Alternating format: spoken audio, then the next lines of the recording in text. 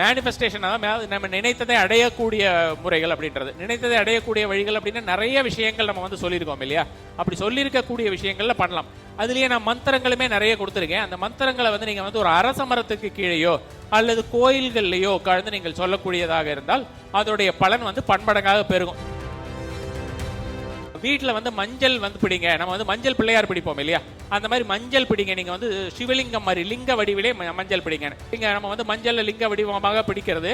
பிடிச்சிட்டு அதை வந்து வடகிழக்கு பகுதியில் வைத்து விட்டு நமசிவய நாமம் சொல்றது. நமசிவய நாமம் அப்படின்றது வந்து அதுக்கு மீறி வேற எதுவுமே இல்லை சிவனை பொறுத்த வரைக்கும் வச்சுக்கோங்களேன். அதை வந்து நீங்க சொல்லிட்டு இந்த முறை வந்து நீங்கள் வந்து பால் விடலாம். பால் கொஞ்சம் சிறிதாக பால் சொட்டு சொட்டா விடலாம். அது மாதிரி பால் நீங்க விட்டுட்டு இது பகல் வேலையில செஞ்சீங்கன்னா நல்ல பலன் தரும். ஓம் குரவே நமக அப்படின்னு மந்திரமா சொல்லிட்டு நமஸ்கரிக்கிறது. வடகிழக்கை பார்த்து 3 முறை நமஸ்கரியுங்கள். அப்படி நமஸ்கரிக்கிறது வந்து அதிகப்படியான பலன் தரும். உடனே எழுந்துட்டு கிழக்க பார்த்துட்டு வந்து நம்ம வந்து இந்திராய நமக என்ற மந்திரத்தினை வந்து சொல்லிட்டு வழிபடுவது அப்படின்றது அதுவுமே வந்து அற்புதமான ஒரு பலனை தரக்கூடிய. அதுவுமே நீங்க நமஸ்கரிக்கலாம். ஒரு முறை நமஸ்கரித்தால் கூட போதுமானது. கிருஷ்ண பரமாத்மா வந்து அந்த குருமார்களிலே நான் பிரகஸ்பதியாக இருக்கிறேன். அவர் ஒவ்வொன்றிலும் ஒவ்வொரு எந்தெந்த விதமாக எல்லாம் அவர் மேனிஃபெஸ்டேஷன்ஸ் கிருஷ்ண பகவானுடைய மேனிஃபெஸ்டேஷன்ஸ் இருக்கு அப்படின்றதுல கிரகங்களிலே நான் பிரகஸ்பதியாக இருக்கிறேன் அப்படின்ற மாதிரியான விஷயமாக சொல்லியிருக்கிறார். அப்போ அந்த பிரகஸ்பதி அப்படின்ற கிரகம் வந்து நமக்கு நம்மளுடைய ஜாதகம் வந்து ஒண்ணுமே இல்லைன்னு எல்லாரும் தூக்கி போட்டுட்டாலும் அந்த குரு கிரகம் அப்படின்ற ஒரு கிரகம் இருந்ததுன்னா அதை வச்சு நம்ம வந்து ரொம்ப பெரிய அளவுல கோலோச்சிட முடியும். கண்டிப்பான முறையில கோலோச்சிட முடியும். குரு வந்து உங்களை வந்து காப்பாற்ற வேண்டும் என்று நினைத்து விட்டால் வேற யாரும் உங்களை கைவிட்டாலும் சரி எந்த பிரச்சனையுமே கிடையாது. நம்ம தைரியமா இருக்கலாம். அப்ப நம்ம வந்து அந்த குருவை கெட்டியாக பிடித்துக் கொள்வது அப்படின்ற மாதிரியான விஷயத்தை வந்து ஞாபகத்தில் வைத்துக் கொள்ள வேண்டும். இந்த ஒரு பயிற்சியை பொறுத்த வரைக்கும் திருச்செந்தூர்ல இருக்கக்கூடிய தட்சிணாமூர்த்தி அவரை போய் உங்களால யாராவது பார்க்க முடிஞ்சதுன்னா அது மாதிரி பார்க்கலாம். பொதுவாகவே நம்ம ஏன் கோபுர தரிசனம் கோடி புண்ணியம் என்று சொல்லி வைத்தார்கள் என்றால் கோபுரம் அப்படியும் சரி அதே போல வந்து கோயில் இரண்டுமே வந்து குருவை குறிக்கக்கூடியது. அரசமரம் குருவை குறிக்கக்கூடியது.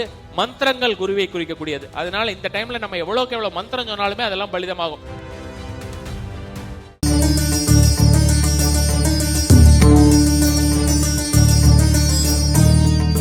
இந்த குரு பயிற்சியில வந்து இன்னும் மேலும் ஒரு 2 விஷயம் சொல்றேன் அப்படின்னு சொல்லியிருந்தேன். 2 விஷயம் இல்லை, அதுக்கு கொஞ்சம் மேலேயே இருக்கும். ரொம்ப சிம்பிளான விஷயம் தான். இதை கொஞ்சம் அன்றாடம் உங்களுடைய வாழ்க்கையில இதை ட்ரை பண்ணி பாருங்களேன். இப்போ ஒரு அக்டோபருக்குள்ளேயே நீங்க ட்ரை பண்ணி பாருங்க. இப்போ இன்னிலிருந்தே ஆரம்பிச்சுக்கோங்க. இன்னைக்குன்னா இப்போ ஒரு சில விஷயங்கள் இன்னைக்கே செய்யலாம். மற்றதெல்லாம் நீங்க வந்து காலையிலேருந்து ஆரம்பிச்சுக்கலாம்னு வச்சுக்கோங்களேன். இந்த காலையிலேருந்து நீங்க ஆரம்பிக்கிறது இந்த அக்டோபர் வரைக்கும் செஞ்சு பாருங்க. உங்களுக்கு ரொம்ப குயிக்கா ஃபாஸ்டா வரக்கூடிய மெத்தட்ஸ். ஸோ இது நாங்கள் கோயில் இந்த பர்டிகுலராக ஒவ்வொரு கிரகத்துடைய ஒவ்வொரு ராசிக்கு போகுது இல்லையா? இப்போ வந்து கடக ராசிக்கு போகுது. இப்போ இந்த கடக ராசிக்கு போகும்போது என்ன ஒரு விசேஷம் அப்படின்னு பார்த்தோம்னா கடகம் உங்களுக்கு எல்லாருக்குமே தெரிந்திருக்கும். சந்திரனுடைய ஒரு வீடு இல்லையா? சந்திரனுடைய வீட்டில் வந்து குருவானவர் ஆட்சியாளர். ஸோ சந்திரன் அப்படின்றவர் வந்து மனோகாரகன், மனதை குறிக்கக்கூடியவர், ஆழ்மனம். அதுக்கப்புறம் வந்து பார்த்தோம்னா இப்போ அந்த மைண்ட்லேயே வந்து நம்ம வந்து subconscious mind, super conscious mind அப்படின்ற மாதிரியான சூப்பரா கான்ஷியஸ் மைண்ட் சொல்கிற மாதிரி இருக்கக்கூடிய மனோ விஷயங்கள்ல இருக்கக்கூடிய எல்லா விதமான மனத்திற்கும் காரணமானவர் வந்து பார்த்தோம்னா சந்திரன் தான். ஸோ இந்த டைம்ல வந்து பார்த்தோம்னா எனி கைண்ட் ஆஃப் மேனிஃபெஸ்டேஷன்ஸ் அப்படிங்கிறது. ஸோ நமக்கு வந்து ஒரு சின்ன விஷயத்தையும் பெரிதாக்கி கொடுக்கக்கூடியவர் குரு பகவான் அப்படிங்கிற பட்சத்தில் அவருடைய வீட்டில் இது உட்கார்ந்து இருக்கக்கூடிய தருணம். இந்த தருணம் வந்து ஏற்கனவே நான் சொல்லியிருந்தேன். இப்போ அதிச்சாரமா இருக்கார். கிட்டத்தட்ட 2032 வரைக்குமே நம்ம வந்து பெரிய அளவில் நம்ம ஒரு கொண்டாட முடியாது அப்படின்ற மாதிரி இருந்தாலும் கொஞ்சம் கொஞ்சம் வர இன்பத்தை நம்ம வந்து அனுபவித்துக் கொள்ள வேண்டியதுதான். இல்லைன்னா இனி அடுத்தது வந்து பார்த்தோம்னா நம்ம 38 வரைக்கும் வெயிட் பண்ணணும் இல்லையா? 2038 வரைக்கும் வெயிட் பண்ணணும். 2014 காலகட்டத்தில் வந்து பார்த்தோம்னா ரொம்ப ரொம்ப நல்லா இருந்திருக்கும். அதில் வந்து பார்த்தோம்னா எந்த வித வக்கிரமோ இல்லை அதிச்சார பயிற்சியோ எதுவுமே இல்லை. அந்த டைமில் நமக்கு அவருடைய அந்த விஷயத்தில் நிறைய நல்ல காரியங்கள் நடந்திருக்கும். அவர்களுடைய சொந்த வாழ்க்கையிலுமே கூட நீங்கள் வந்து யோசிச்சு பார்த்துக்கலாம். அந்த 2014 உங்களுக்கு ஏதாவது அந்த மாதிரியான விஷயங்கள் நடந்ததா அப்படின்னு. கடுமையாக இருக்கக்கூடிய ஒரு சூழ்நிலையிலுமே கூட சின்ன சின்ன ரிலீஃப் அவர் கொடுத்துக்கிட்டே இருப்பார். ஆனால் இப்போ வந்து பார்த்தோம்னா திரும்ப வந்து அக்டோபருக்கு அப்புறம் அவர் வந்து சிம்மராசிக்கு போகிறார். இந்த மாதிரியான மல்டிப்ளா அங்கேயே போயிட்டு வக்கிற மாதிரி அதுக்கப்புறம் திரும்ப வந்து கடகராசிக்கு வருது. இந்த மாதிரியான நிறைய விஷயங்கள் அவர் வேக சுழற்சியிலேயே இருக்கிற காரணத்தினாலே அவருடைய முழு பலனையுமே நம்மளால அனுபவிக்க முடியாது. உலகளாவிய லெவலில் தான் எல்லாராலையுமே. ஆனால் இப்போ இருக்கக்கூடிய அந்த சந்தர்ப்பத்தெல்லாம் இப்போ உங்களுக்கு எல்லாருக்குமே தெரியும். நீங்கள் யூடியூப்போ எல்லாது வந்து பார்த்தீங்கன்னா இன்டர்நெட் பார்க்குறவங்களா தான் இருப்பீங்க. மேக்ஸிமம் பெனிஃபிட் நமக்கு வந்து எடுத்துக்கிறதுக்கு என்ன பண்ணலாம் அப்படின்னு பார்த்தோம்னா மேனிஃபெஸ்டேஷன் நம்ம நினைத்ததை அடையக்கூடிய முறைகள் அப்படின்றது. ஸோ அப்போ அந்த நினைத்ததை அடையக்கூடிய வழிகள் அப்படின்னு நிறைய விஷயங்கள் நம்ம வந்து சொல்லியிருக்கோம் இல்லையா? அப்படி சொல்லியிருக்கக்கூடிய விஷயங்கள்ல பண்ணலாம்.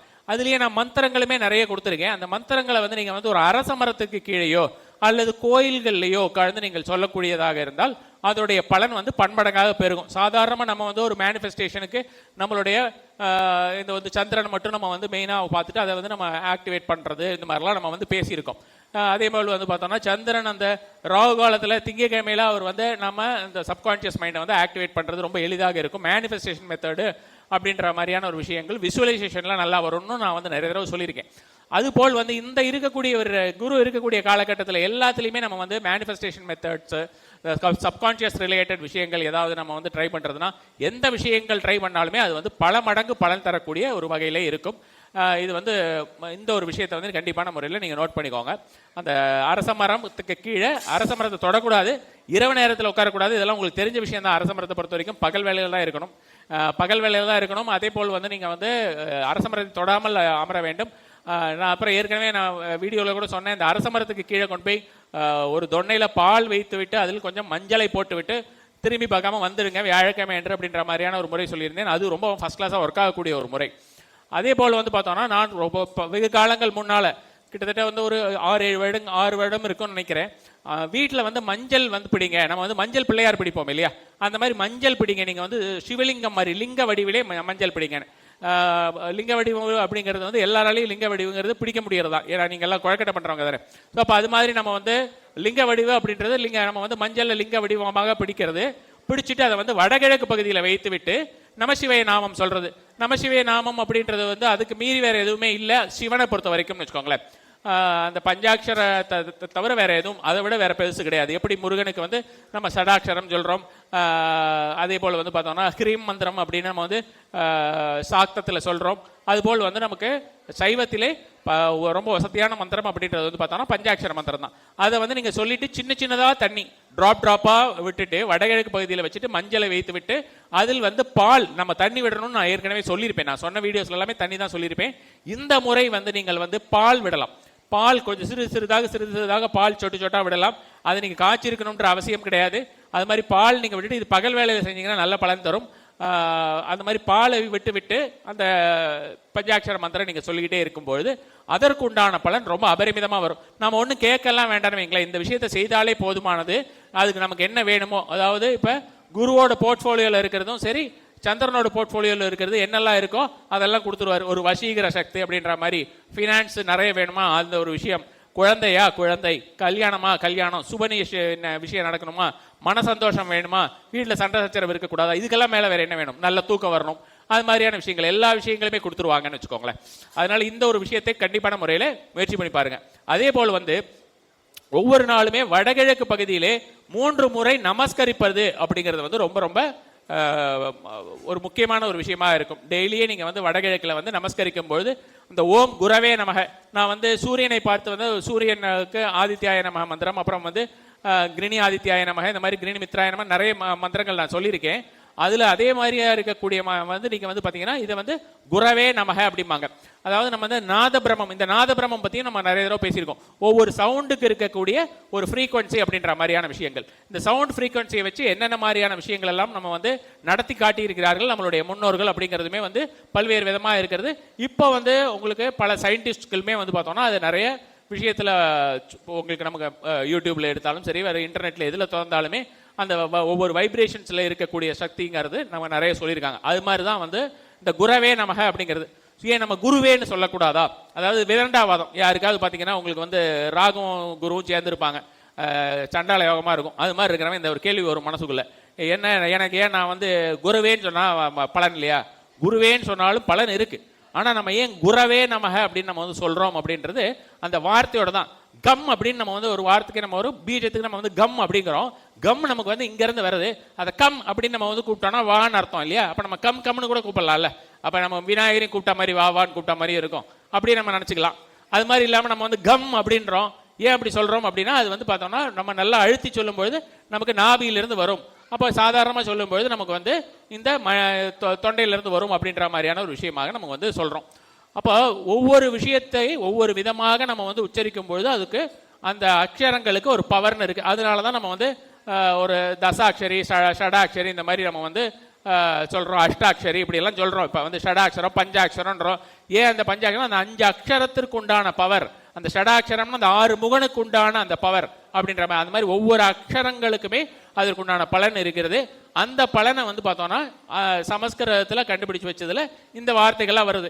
அதே மாதிரி வந்து பார்த்தோன்னா நம்மளுடைய திருமூலராகட்டும், இந்த மாதிரியான நிறைய பேர் இருக்காங்க இல்லையா, அவர்களாகட்டும், நம்மளோட அபிராமி அந்தாதி ஆகட்டும், இந்த மாதிரியான விஷயங்களுக்கு நம்ம தேவராய சுவாமிகள் எழுதின கந்தசஷ்டி கவசத்தை அது வந்து அதுவுமே ரொம்ப வசதியான விஷயம் தான். இந்த மாதிரி வசதி அப்படின்னு பார்த்தா ஒவ்வொரு லாங்குவேஜ்லையுமே நிறைய விஷயங்கள் வசதியாக இருக்கிறதுக்கு. இதில் நம்ம வந்து தெரிஞ்ச விஷயம் அப்படின்னு பார்க்கும்போது அந்த குரவே நமக, ஓம் குரவே நமக அப்படின்னு மந்திரமாக சொல்லிட்டு நமஸ்கரிக்கிறது, வடகிழக்கை பார்த்து 3 முறை நமஸ்கரியுங்கள். அப்படி நமஸ்கரிக்கிறது வந்து அதிகப்படியான பலன் தரும். உடனே எழுந்துட்டு கிழக்க பார்த்துட்டு வந்து நம்ம வந்து இந்திராய நமக என்ற மந்திரத்தினை வந்து சொல்லிட்டு வழிபடுவது அப்படின்றது அதுவுமே வந்து அற்புதமான ஒரு பலனை தரக்கூடிய. அதுவுமே நீங்கள் நமஸ்கரிக்கலாம், ஒரு முறை நமஸ்கரித்தால் கூட போதுமானது. இந்த பீரியட் வந்து பார்த்தீங்கன்னா உங்களுக்கு பிரம்ம முகூர்த்தம் அப்படின்ற பீரியடு, கோயில், கோபுரம், யானை, இந்த மாதிரியான விஷயங்கள் எல்லாமே வந்து பார்த்தோம்னா சுப விஷயங்களை பார்க்கக்கூடியது. அதே மாதிரி வந்து பார்த்தோம்னா நமக்கு வந்து பசுவோடைய பின்புறம், பசுவோடைய பின்புறத்தில் மகாலட்சுமி வசிக்கிறா அப்படின்னு சொல்கிறோம். உடனே மகாலட்சுமின்னு நம்ம வந்து சுக்கிரனுக்கு போயிட வேண்டாம். நம்ம அது இதெல்லாமே இப்போ வந்து பிரகஸ்பதி அப்படின்னு விஷயமா எடுக்கும்போது கிருஷ்ண பரமாத்மா வந்து அந்த குருமார்களிலே நான் பிரகஸ்பதியாக இருக்கிறேன். அவர் ஒவ்வொன்றில் ஒவ்வொரு எந்தெந்த விதமாக எல்லாம் அவர் மேனிஃபெஸ்டேஷன்ஸ், கிருஷ்ண பகவானுடைய மேனிஃபெஸ்டேஷன்ஸ் இருக்குது அப்படின்றதுல இந்த அவர் வந்து இந்த இதில் கிரகங்களிலே நான் பிரகஸ்பதியாக இருக்கிறேன் அப்படின்ற மாதிரியான விஷயமாக சொல்லியிருக்கிறார். அப்போ அந்த பிரகஸ்பதி அப்படின்ற கிரகம் வந்து நமக்கு நம்மளுடைய ஜாதகம் வந்து ஒண்ணுமே இல்லைன்னு எல்லாரும் தூக்கி போட்டுட்டாலும் அந்த குரு கிரகம் அப்படின்ற ஒரு கிரகம் இருந்ததுன்னா அதை வச்சு நம்ம வந்து ரொம்ப பெரிய அளவில் கோலோச்சிட முடியும், கண்டிப்பான முறையில் கோலோச்சிட முடியும். அந்த குரு கிரகத்தை பிரீத்தி செய்யறது அப்படின்ற மாதிரியான ஒரு முறைங்கிறது வந்து ரொம்ப எளிதானது கூட. அதுக்கு தான் நம்ம வந்து சொன்னோம் அந்த பணிவு அப்படின்ற மாதிரியான விஷயங்கள், அடக்கம் அப்படின்றது பெரியவர்கள் யாராக இருந்தாலும் பெரியவர்கள், ஆசிரியர்கள் அப்படின்ற மாதிரியான விஷயங்கள், குருமார்கள் அப்படின்றது அவர்களை வணங்குவது. அதே மாதிரி ஜட்ஜ்மெண்டல் ஆட்டிடியூட் இல்லாமல் இருக்கிறது. நிறைய பேர் வந்து பார்த்தீங்கன்னா இப்போ சோசியல் மீடியாவாக இருக்கட்டும் அல்லது வந்து பார்த்தோம்னா வேற இருக்கக்கூடிய ஜென்ரலாக இருக்கக்கூடிய அரசியல்வாதிகள்லேருந்து நம்மளுடைய இளைய சமுதாயத்தை வந்து ரொம்ப ஈஸியாக அழிக்கிறதுக்கு ஒரு விஷயம் பண்ணாங்க. இது வந்து இங்க இருக்கிறவங்க இப்ப தொடர்ந்து பண்ணிட்டு இருக்காங்க. முதல்ல வந்து பார்த்தோம்னா நமக்கு வந்து இஸ்லாமியர்கள் வந்து முகலாயர்களுடைய ஆட்சி நடந்த போது கூட எந்த ஒரு பிரச்சனையும் இல்லை, அவங்க நேருக்கு நேராக மோதி தான் போனாங்க. ஆனால் அதுக்கப்புறம் வந்து பிரிட்டிஷ்காரர்கள் வந்து நம்மளுடைய ஒரு பாரம்பரியத்தை அழிக்க முடியாது அப்படின்ற ஒரு காரணத்தினால அவர்கள் செய்தது வந்து பார்த்தோம்னா பேசிக்காக எங்கே நம்ம இவங்களை கை வைக்கணும், எப்படி கை வச்சு பார்த்தாலும் இவங்களால ஒன்றும் பண்ண முடியலையே அப்படின்னு இவங்க வந்து அடிமடியிலேயே கை வைக்கணும் அப்படின்னு சொல்லிட்டு தான் நம்மளுடைய பேசிக்காக இருக்கக்கூடிய நாம வணங்கக்கூடிய கடவுள்களாகட்டும் மற்ற ஒவ்வொரு விஷயங்களாகட்டும் நம்ம செய்யக்கூடிய சின்ன சின்ன விஷயங்களையுமே அவர்கள் வந்து இகழ ஆரம்பித்தார்கள். இகழ அதை பரவி வரவி பார்த்தோம்னா இப்போ இருக்கிற அரசியல்வாதிகள் அதை வந்து அதுவும் ரொம்ப கீழ்த்தரமாக இருக்கிறது அப்படின்னு பார்த்தோம்னா இப்போதைக்கு ரொம்ப அதிகமாக இருக்கிறது தமிழ்நாட்டில் தான். அது மாதிரி இருக்கக்கூடியதை ரொம்ப தரக்குறைவாக ஒவ்வொருவரையும் பேசுவது, அது யாரையுமே நம்ம வந்து அடுத்தவங்களை நம்ம வந்து ஜட்ஜ் பண்ணுறதுக்காண்டான நம்மக்கிட்டையுமே நம்ம 1008 விஷயங்கள் வைத்திருப்போம். அது தவிர வந்து அதை விட்டுட்டு நம்ம குருமார்களாகட்டும் அல்லது வேறு யாராக இருக்கட்டும் அவர்களை வந்து நம்ம வந்து ஜட்ஜ் பண்ணுறது அப்படின்றது இருக்கக்கூடாது. நமக்கு நம்ம வந்து நம்மளுடைய வேலை என்ன, ஒருத்தரை பார்த்தோன்னா நமக்கு வணங்கணும்னு தோணித்துனா வணங்கலாம், வணங்க வேண்டாம் தோணித்துனா நம்மளுடைய வேலையை பார்த்து நம்ம போகலாம். வணங்குவதனால் நமக்குத்தான் பெருமையை தவிர அந்த வணங்கப்படும் நபருக்கு அல்ல அப்படிங்கிறத புரிதல் எப்பொழுது உங்களுக்கு வந்து விடுகிறதோ அப்பொழுது நீங்கள் மிகப்பெரிய ஒரு மேல்நிலைக்கு போய் விடுவீர்கள் அப்படின்ற ஒரு அர்த்தம் இருக்கிறது. அப்போ அந்த வணங்குறதுனால ஒரு இது கிடையாது. நம்ம வந்து வணங்குறதுனால நமக்கு தான் அது வந்து வசதி ரொம்ப ஜாஸ்தியை தவிர அவர் வணங்கப்படுகிறார் அதனால அவர் வந்து ஒரு விஷயமா இருக்கிறார் யாராக இருந்தாலுமே சரி, நம்மளுடைய வீட்டு பெரியவர்களாக இருந்தாலும் சரி. ஏன்னா இப்போ இருக்கக்கூடிய குழந்தைகளுக்கு அவர்களுக்கு அந்த ஒரு பர்த்டே அப்படின்ற மாதிரியான ஏதாவது ஒரு விஷயம் வந்ததுன்னா இருக்கக்கூடிய தாத்தா பாட்டிகள்கிட்டயோ அல்லது வந்து பார்த்தோம்னா நம்ம அம்மா அப்பா கிட்டயோ அவங்களுக்கு வந்து நமஸ்கரித்து அவர்கள் வணங்குவதற்கு உண்டான ஒரு விஷயத்தை கூட நம்ம வந்து கற்றுக் கொடுக்கவில்லை. அதுக்கு அப்போ முன்னாலேயே நம்ம வந்து இந்த கேக்கு அந்த மாதிரியான நிறைய விஷயங்களுக்கு போயிடுறோம். மெயின் வந்து பார்த்தோம்னா ரொம்ப ஃபோர்மோஸ்ட் இம்பார்ட்டன்ட் அப்படின்னா இந்த விஷயம் தான். இந்த விஷயத்தை செஞ்சா போறோம், நமக்கு அதுக்கப்புறம் கோயில்களுக்கோ இல்லை வேற எதுக்குமோ போக தேவையில்லை. அதனால தான் வந்து பார்த்தோம்னா இப்போ முதல்ல பேசியிருந்த போது கூட மணிகண்டன் சொல்லியிருந்தார் அந்த மாதாபிதா குரு தெய்வம், அது மாதிரி அந்த குருவை வைத்தார்கள் அப்படின்ற மாதிரியான விஷயமா பார்த்தோம்னா அப்ப அந்த குரு வந்து உங்களை வந்து காப்பாற்ற வேண்டும் என்று நினைத்து விட்டால் வேற யார் உங்களை கைவிட்டாலும் சரி எந்த பிரச்சனையுமே கிடையாது, நம்ம தைரியமா இருக்கலாம். அப்போ நம்ம வந்து அந்த குருவை கெட்டியாக பிடித்துக் கொள்வது அப்படின்ற மாதிரியான விஷயத்தை வந்து ஞாபகத்தில் வைத்துக் கொள்ள வேண்டும். இப்போ நான் இந்த விஷயங்கள் எல்லாம் சொன்னேன் இல்லையா, அது கூட இந்த வடகிழக்கில் பார்த்து நமஸ்கரியுங்கள். அதே போல் வந்து பார்த்தோம்னா இந்திரனை ஓம் இந்திராய நமக என்று சொல்லிட்டு இந்த இதில் பார்த்து நமஸ்கரிங்கள்னு சொல்லியிருந்தேன், கிழக்கு பக்கம் பார்த்து நமஸ்கரிங்கள்னு சொல்லியிருந்தேன். திருச்செந்தூரில் இருக்கக்கூடிய கோயில்கள் இருக்கு இல்லையா, திருச்செந்தூரில் இருக்கக்கூடிய தட்சிணாமூர்த்தி, திருச்செந்தூர் முருகர் கோயிலில் இருக்கக்கூடிய தட்சிணாமூர்த்தி, திருச்செந்தூர் முருகனே குரு ஸ்வரூபம் தான், சுவாமிமலை மாதிரி. அதே போல் வந்து பார்த்தோம்னா உங்களுக்கு அதில் இருக்கக்கூடிய தட்சிணாமூர்த்தி ரொம்ப பவர் ஜாஸ்தி.